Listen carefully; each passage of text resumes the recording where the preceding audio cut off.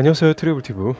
오늘은 미국에서 도쿄에 찾아와 올림픽 보이콧 행사한 충격 이유라는 주제로 얘기해보겠습니다. 현재 도쿄 시내에서 올림픽 보이콧 행사가 펼쳐지고 있는데 그 이유가 색다른 것이라 관심을 끌고 있습니다.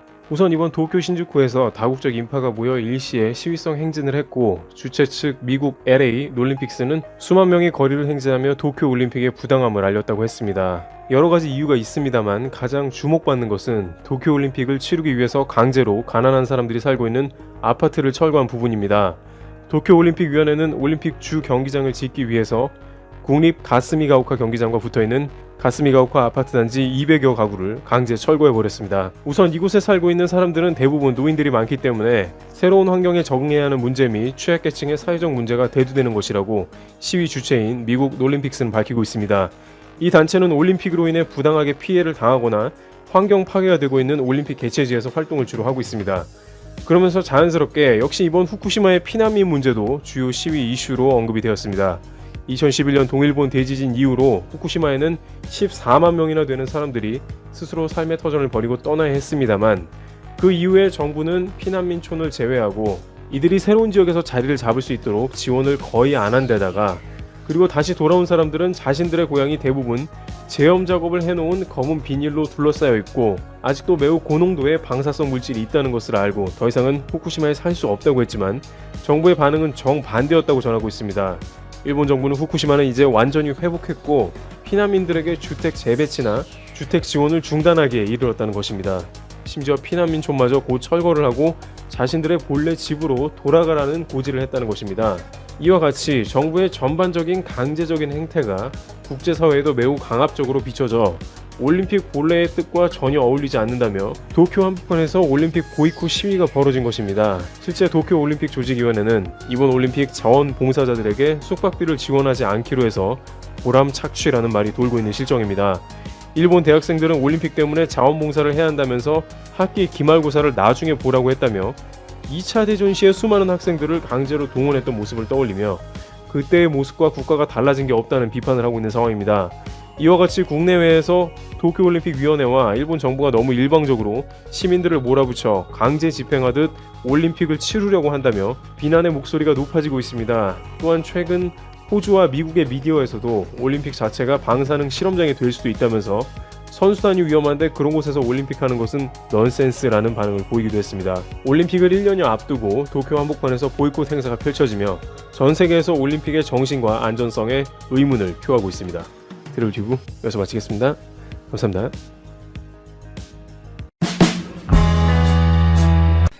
즐거운 라디오. 오늘 방송에서는 미국 트럼프 대통령을 중심으로 한 대중국 규제가 중국의 반도체, 스마트폰 산업뿐만 아니라 다양한 산업군의 나비 효과를 불러일으키고 있는데요. 이 부분에 대해서 초점을 맞춰서 이야기해보고자 합니다. 좋아요, 구독 한 번씩만 부탁드리면서 어떠한 내용인지 자세히 들어가 보겠습니다. 미국과 중국을 둘러싼 갈등이 지속되는 가운데 각 국가들의 셈법이 복잡한 상황입니다. 미국은 중국의 반도체, 4차 산업 등 첨단 산업의 발전을 억제하기 위한 규제 조치에 들어갔고, 그 대상은 바로 중국 기술굴기의 상징이라고 볼 수 있는 화웨이와 반도체 파운드리 업체 SMIC였죠. 그 외 틱톡이나 위챗 등도 타겟에 오른 상태입니다. 중국은 미국의 이러한 공세에 대항해서 미국의 통신장비 업체 화웨이와 경쟁 구도에 있는 미국 내 점유율 1위를 차지하고 있는 시스코를 타겟으로 삼았다는 소식이 전해졌으며, 다양한 미국 기업들을 물망에 올려놓고 규제를 단행할지 말지 검토하고 있다는 보도들이 나오고 있습니다. 그리고 하반기에는 미국 재선이라는 중요한 이벤트가 있는 상황이죠. 트럼프 현 대통령과 조 바이든 후보자 중에서 누가 대통령에 당선될지에 따라서 굉장히 셈법이 복잡하다고 볼 수가 있는데요. 트럼프 대통령은 미국 민주당, 특히 조 바이든 후보자는 중국에게 유화적인 인물이고 친중이라는 단어를 사용하면서까지 비판의 수위를 올려가고 있기에 바이든 후보자가 당선될 경우 트럼프가 주도했던 반중 행보가 조금은 누그러들지 않을까 하는 기대감이 있어서 중국 입장에서는 미국에 대해서 더 과격한 카드를 꺼내기에는 그 부담이 크다고 볼 수가 있습니다. 이러한 상황적 배경 속에서 중국의 디스플레이 기업인 BOE가 절체절명의 위기에 맞았다는 소식인데요.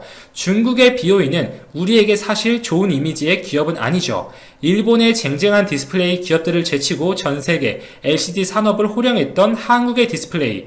현재 LCD 디스플레이는 중국에게 주도권을 넘겨준 상태이고 그 LCD 시장에서 선두주자가 바로 중국의 BOE입니다. BOE는 LCD를 넘어서 OLED, 특히 스마트폰용 OLED 패널에도 욕심을 내고 있는데 이는 우리나라 디스플레이 업체들이 지향하는 바와 같아서 항상 견제하고 또 경계해야 될 기업이라고 볼 수가 있습니다. 스마트폰 OLED는 삼성 디스플레이가 가장 높은 점유율을 가져가고 있고 압도적인 기술력을 자랑하고 있기 때문에 중국에게 절대 내어줘서는 안 될 시장이라고 볼 수가 있는데요. 현재 LCD에 비해서 OLED는 수익성이 높고 향후 발전 가능성이 무궁무진하기 때문에 더더욱 우리가 반드시 지켜야 될 시장이라고 보시면 됩니다.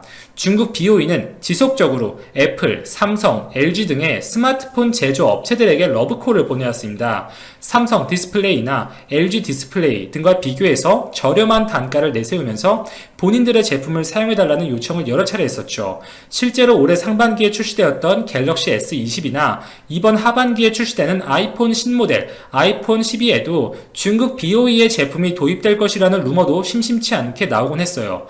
그러나 삼성, 애플의 자체 품질 테스트에서 BOE의 제품은 드랍되었고 특히 삼성전자와 삼성 디스플레이가 같은 삼성 그룹 내에 속하는 것을 고려해 볼 때 삼성전자가 삼성 디스플레이가 아닌 BOE의 디스플레이를 택한다는 것도 받아들이기는 어려운 일이라고 볼 수 있습니다. 애플 역시 초기에 출시되는 제품에는 BOE의 패널을 배제한 채 삼성 디스플레이와 LG 디스플레이의 제품을 선택했고 이후 리퍼분 물량에만 한정해서 일부 BOE의 제품을 사용할 것으로 예측이 되고 있습니다. 이렇게 BOE는 애플과 삼성이라는 양대 고객사의 마음을 잡지 못한 상태이고 결국 주 공급처는 중국 내 제조 기업들이었는데요. 화웨이, 샤오미, 오포, 비보 이러한 중국 스마트폰 업체들이 메인이었죠. 특히 플렉서블 OLED에서 2분기에 전체 시장의 24% 점유율을 차지하면서 이전 8%와 비교해서 급격히 점유율이 성장했는데요. 그 배경에는 화웨이의 스마트폰 P40 시리즈를 포함한 중저가 플렉서블 제품들에서도 철저히 BOE의 디스플레이 패널을 밀어주면서 그 점유율이 드라마틱하게 상승했습니다. 실제로 플렉서블 OLED만 한정해서 볼 때 화웨이의 매출 비율은 80% 이상이라고 합니다. 거의 모든 매출이 화웨이에서 나온다는 것이죠. 화웨이의 스마트폰이 해가 갈수록 그 점유율이 상승하고 있고 시장 지배력이 그에 따라서 올라갔고 화웨이는 심지어 삼성에 뒤이어서 폴더블 폰도 적극적으로 만들기 시작했죠.